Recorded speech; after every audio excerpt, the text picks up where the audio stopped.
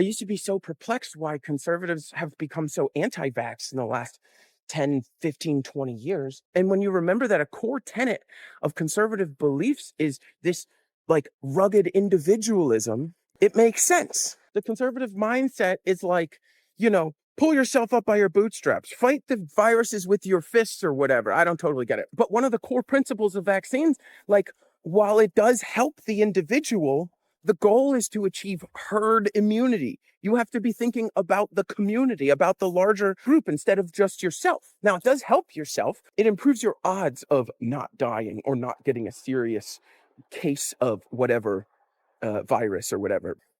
I used to think it was just like they don't like science, I guess, because science is always going to suggest changing when new evidence comes up that says we should. And conservatives don't want change at the end of the day. But then I have the question of like, does being anti-change lead to this individualistic mindset? If you become critical of systems, of governments, of the population as a whole, well, that's a lot more complicated of a fix. That might involve changing systems or changing policy that helps the population as a whole.